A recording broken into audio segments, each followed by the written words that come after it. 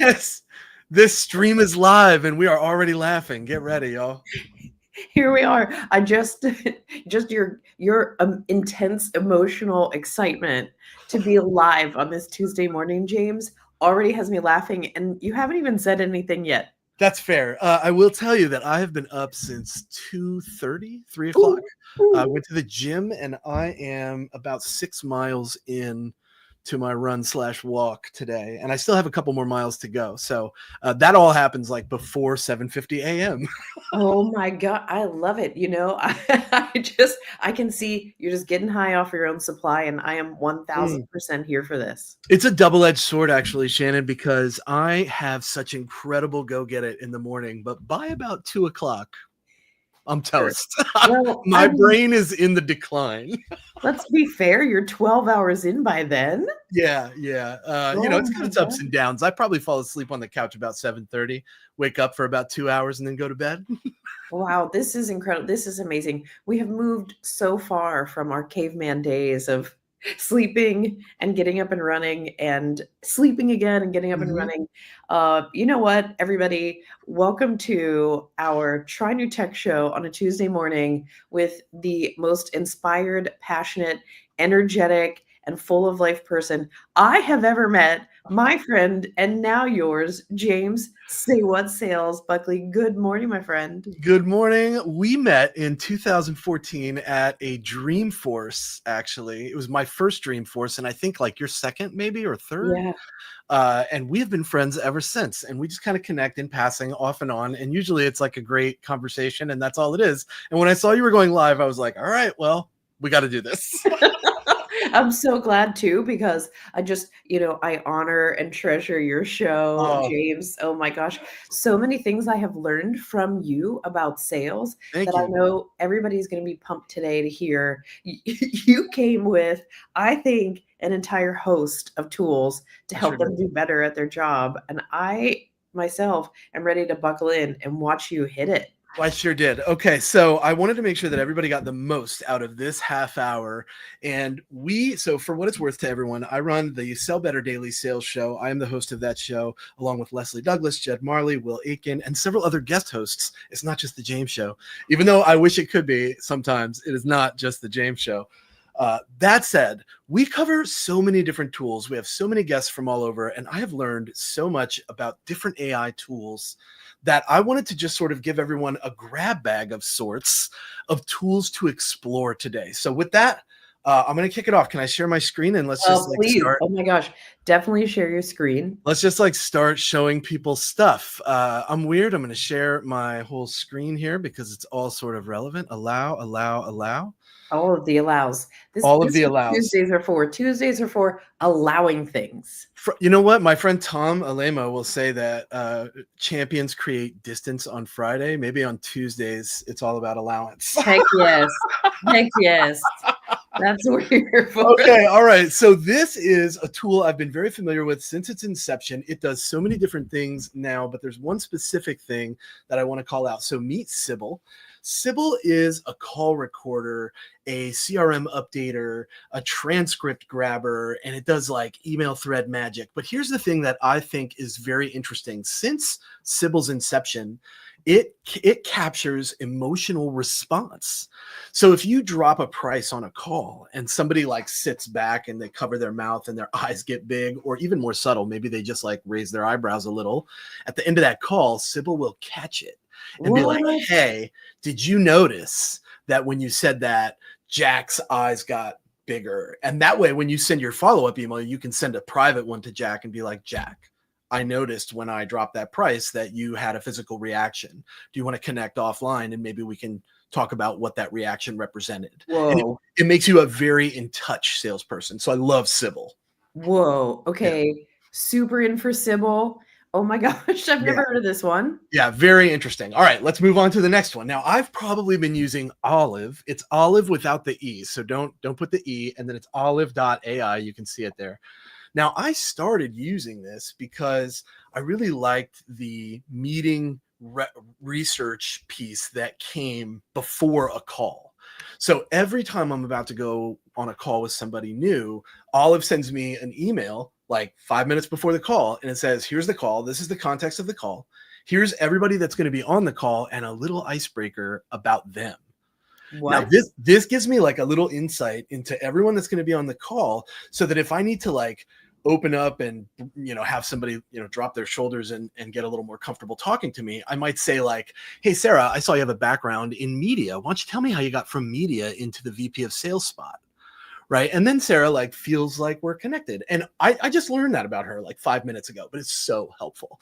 Then here's the key. After that call, I get another email from Olive that's like, James, here's some things that went well. Here's some things that could have gone better. And here's all your takeaways, the action items. Here's what they're going to do. And here's what you're going to do. So this is like an accountability solution that also happens to be very agentic in some way. It does give you like unbiased deal intelligence, as they say. It's just going to like point things out to you that you can use to coach yourself, which, let's be honest, we all need that in life. Of course we do. So this does some research. It helps you connect with your prospect or customer, and then it gives you feedback at the end. That's right. Yeah. And it does a lot of other things. I want to tell you what I use these things for primarily. They're like many tools. These have a lot of analytics behind them, and there are lots of bells and whistles. I highly recommend you explore these tools because I love what they do for salespeople. Like, that's the whole reason that I think they're important, which brings me to my next one. Are you ready for this? I don't know if I am. I'm still back on Sybil. Like, how am I going to bring her into my sales cycle? Oh, well, look, I hope that everybody goes and checks out Sybil. I mean, that's the whole idea, is start a free trial with some of these things and see how they work. We got Sybil, we got Olive. What lady we have coming up next? All right. So this is agent.ai or agent AI. This is your agentic AI. And I know that's like a big buzzword right now. What does it mean? It means you can build these things with no code, little code, very small amount of code, if any at all, to do the things that you really need them to do. So it comes as a blank slate, but then you get to choose what you've built. So here's what we built internally here at Sell Better. Oftentimes I have green fields and I need to know if a company is worth my time chasing after them, right? Smaller potatoes, bigger potatoes to harvest, right? And I tier out all of our accounts in that way when I'm doing sales. All right, cool. I need to be able to put a URL in here and I need it to spit out a grade. Is this a good fit for me? So here's Dodge.com and the results from my agent. Hey, James, this is an F. You shouldn't go after this. And here's all the reasons why this is not a good fit for you. Right. But then I find another one, Lean Data. And I'm like, leandata.com, is this a fit? It's like, yo, this is a B rating. Here's why it is a good fit to sponsor the Sell Better show. Right. So building agents to be able to identify strong leads, weaker leads, which tier of leads does this fit into for me? How much time should I spend on it? Agentic AI is able to be built to do all of these things. And it's all right there at your fingertips. You don't have to like have some developer make it. It'll show you how to make it too. Wow. Okay. This would be so great if you're trying to prioritize a list of leads. Yeah. Yeah, absolutely. Wow. Absolutely. Okay. I have a couple of things. First of all, so we host a daily show and I wanted to point this out. The sellbetter.xyz is where you want to find it, at the daily show on demand right here. And then you can just type AI right here and watch all of our AI shows here. And I have two of them that I think would be wildly helpful that I'm going to drop in the chat for everybody, because dropping stuff for people is definitely the game for me. Let's go. Where should I drop these? How does this StreamYard deal? Where do I put that?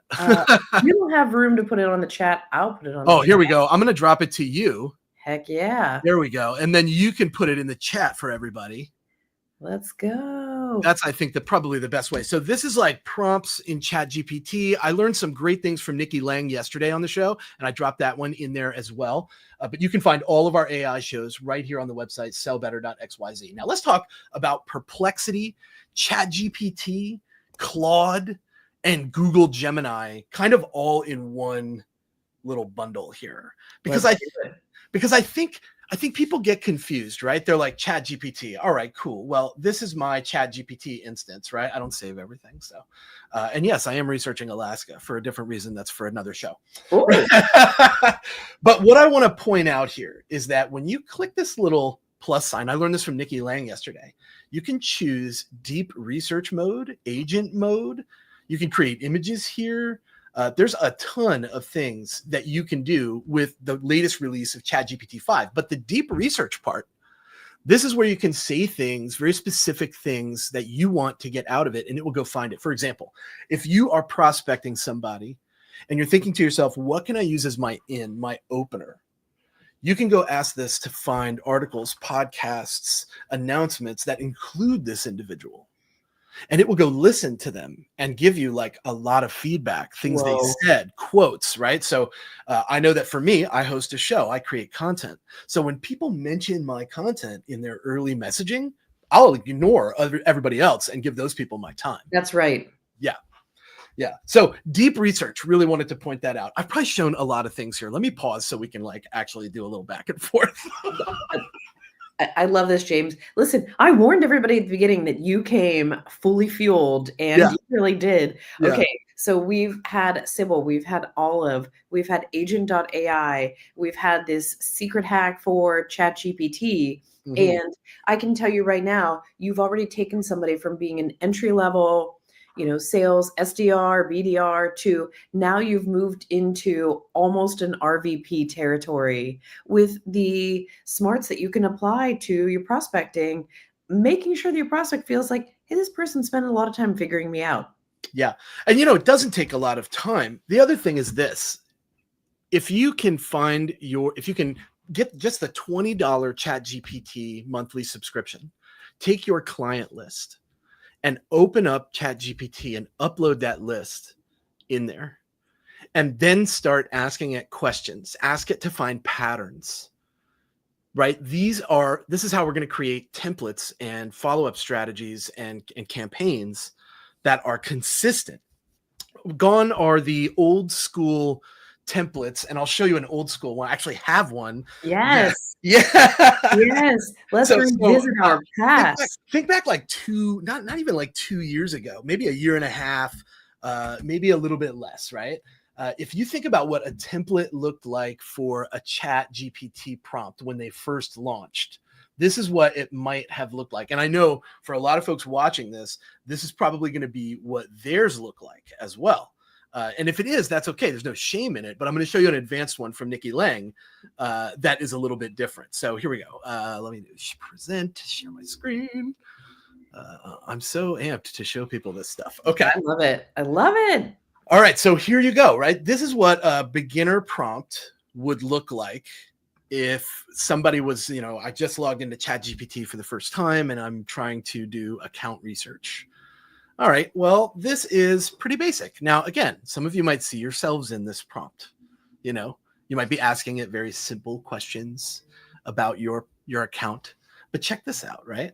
This is Nikki Lang all day. Look how much more in depth this particular prompt is. Now, there's it's worth mentioning that like training your AI to know what it is you sell, to know who your ideal clients are, to know what their annual revenue is, to know these things in advance is a must, right? Like, let's not skip over that step.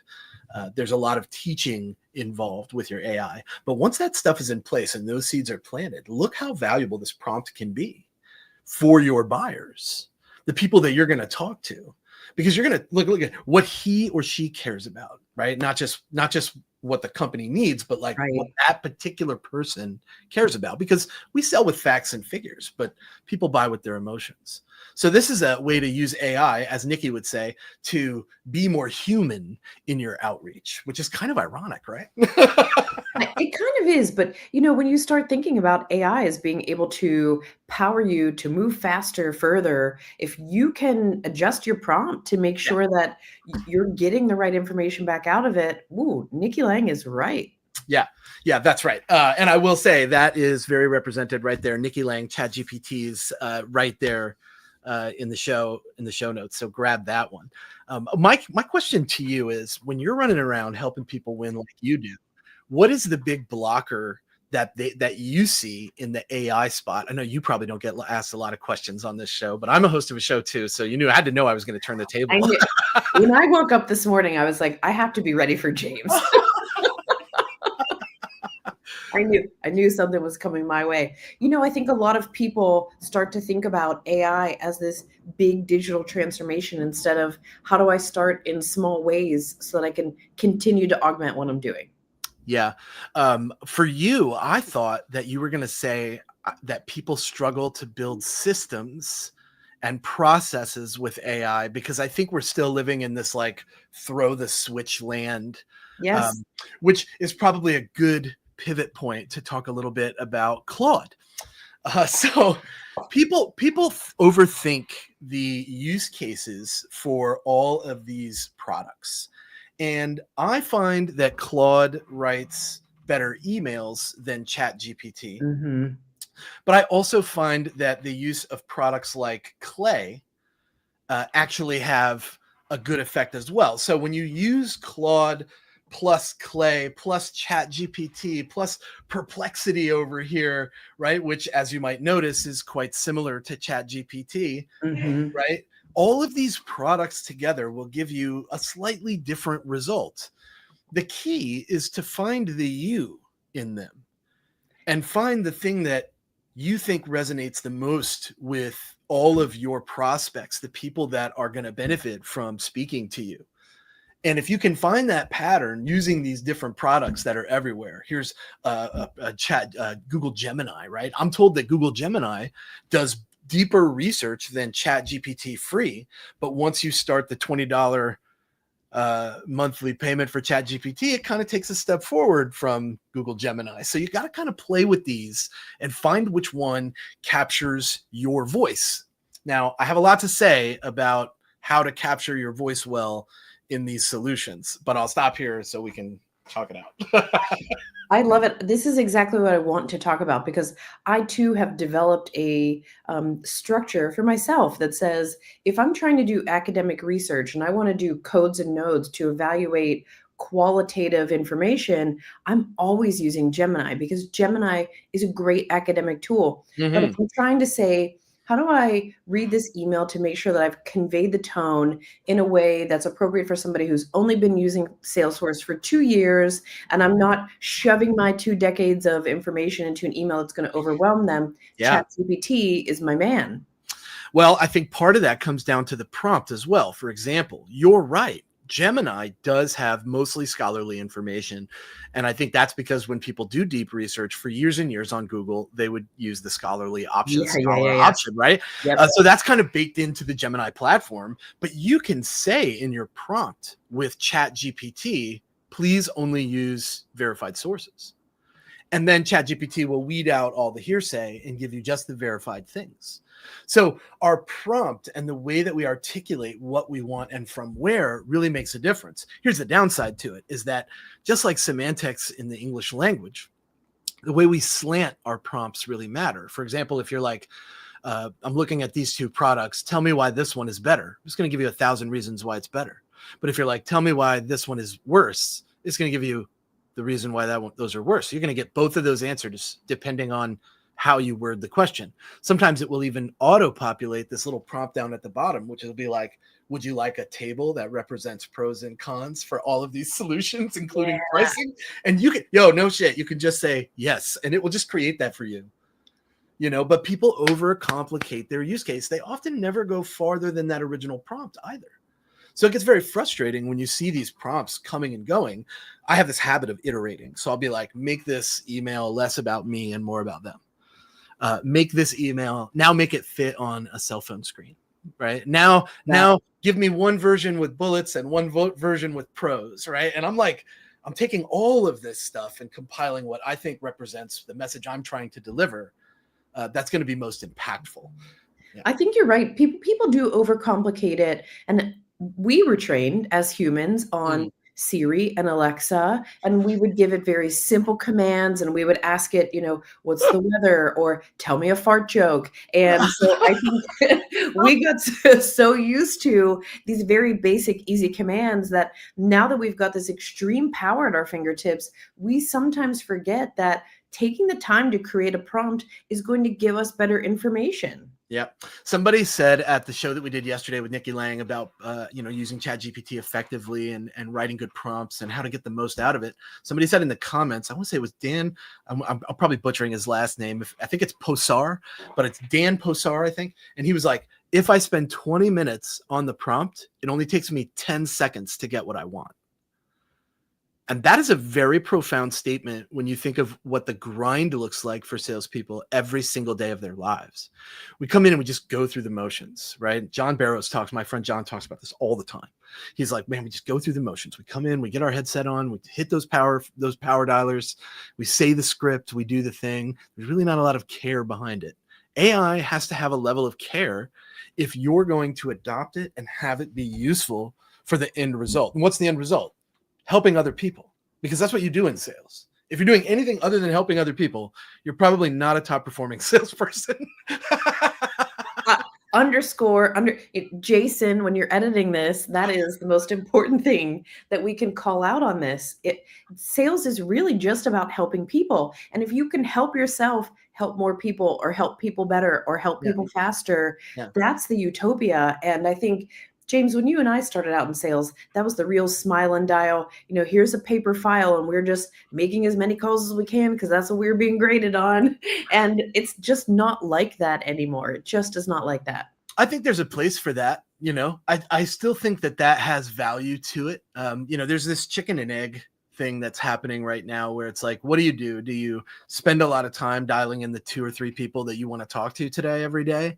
Or do you play the law of averages and hit the dialers and hit that quota of 200 dials a day that your senior leader really wants you to hit because he's 56 and that's what it was when he started at Caribbean Cruise Lines back in 1989. I'm just using that as an example that may or may not be based on a real person. Not a real person. Not a real person at all. So there's a certain generational gap that is becoming more and more prevalent in the sales space. Even the marketing space is being affected by this because we have, and I think this is let's make a couple predictions here, right? I feel like we are moving from an impressions, likes, and comments world into a how does this generate revenue world, attribution world, right? Everything that we're creating is designed to help people. What is the purpose of sales? That's right. It's to help people.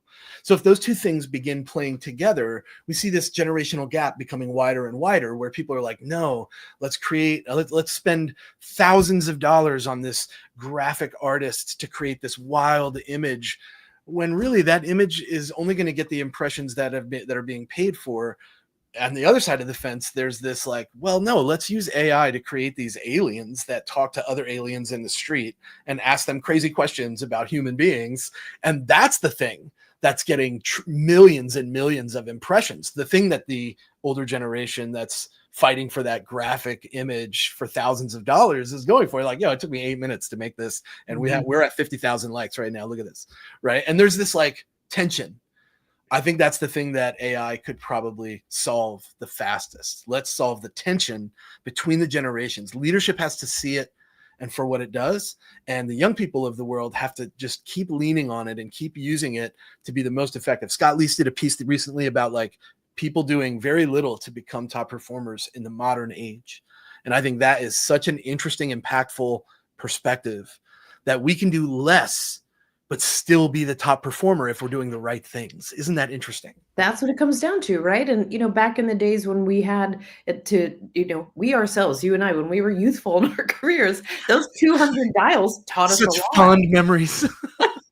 No, but my headset days were bananas. I mean, it was just a tone in my ear, and then I had to say the thing, Right. But you have to go through that so you can get to the place where you can, with economy, use tools to help propel you where you need to go. And you're totally right when it comes to the generational gap and the generational divide. And I would say the same thing for leaders or people who are later in the stages of their sales career. You too can be a top performer if you spend the time to figure out how to use these tools to your advantage. I did a piece on TikTok just yesterday about how, older folks out there, they have to open their minds and start learning from the youth, because that's how people evolve, right? But then younger people that refer to older folks as boomers. I love that phrase, by the way. It's usually a Gen Xer that they're calling a boomer, which I think is I agree. I agree. Because they don't know which generation that really is. They're like, you're just old, period. You're old. Just old, right? But they feel like the young people feel like they can't learn anything. And I think both of these groups need to open their eyes and wake up. The history of where we all came from and what we do matters for foundational reasons for these younger people that are joining the workforce. At the same time, those younger people joining the workforce have been exposed to so many different aspects of business growth and development and sales and marketing that our older generation has simply been disconnected to through no fault of their own. Nobody's casting any stones or aspersions here. We're just saying what's natural. My kids listen to music I can't stand, and I love every kind of music on the planet, but there's just some things that I just detach from.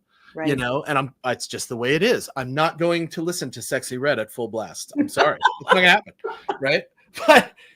But you know, I want them to like ride down the street with me and let's blast, you know, Creedence. That's not okay. That's not okay. You know? So we have to come together and recognize that young people can bring a lot to the table that would probably blow a lot of old folks' minds.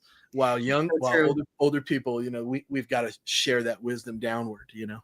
It's so true. We're just now on the cusp of having 5 generations in the workforce. And it used to be, wow, it's wild. We have 4 generations in the workforce for the first time ever. Yeah. And now we're about to have 5. And so you think you've got people who really watch black and white TV to people who are like, I don't even understand what you're saying when you say you have to stand up off the couch and change the channel with your hand. What? Right.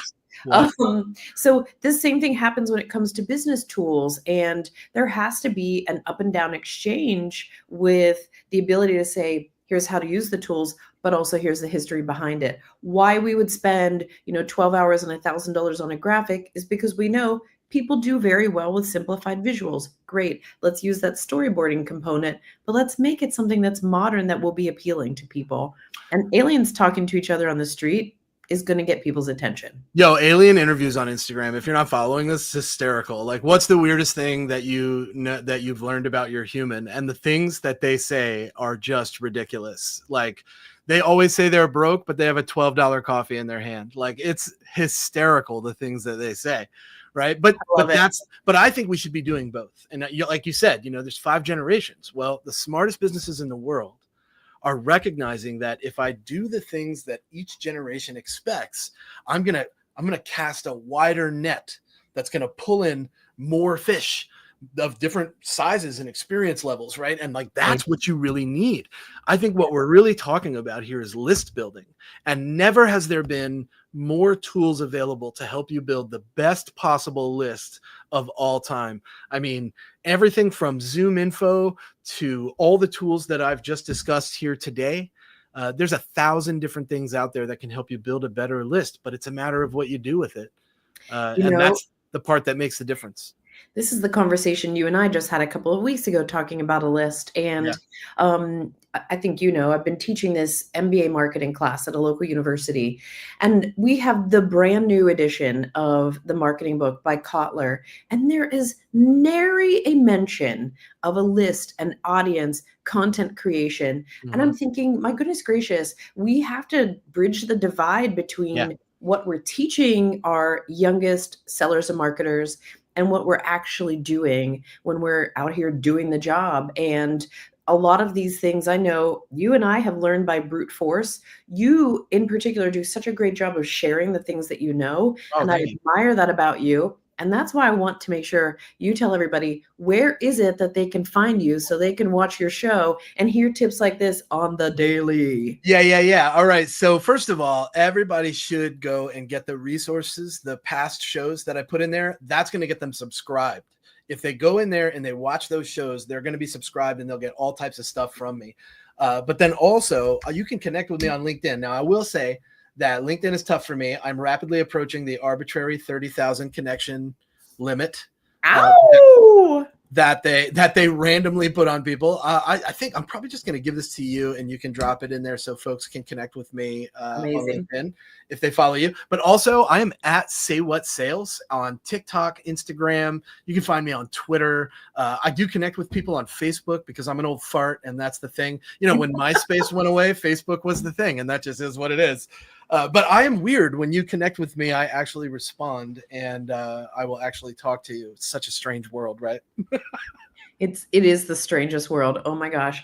I want to encourage everybody, follow James everywhere that you can. He's always testing out new things, trying new tips. And you talk to so many people in a week, not only people that reach out to you one-on-one, but in your show, you get comments. Yep. You know what's going to happen before it happens because you're starting to develop that groundswell of pattern recognition. So I want to encourage everybody to follow you. James, thank you so much for joining us this morning. My blood is buzzing. Well, it's always a pleasure to connect, and we should do it again sometime. And anything you need, I'm a text away, as you know. Thank you so much, my friend. I'm going to end the stream, and this is the part where Jason says smoz, which is we pause and smile at the same time. So put your smoz on, James. I always smile. You do. See you, my friend. See ya.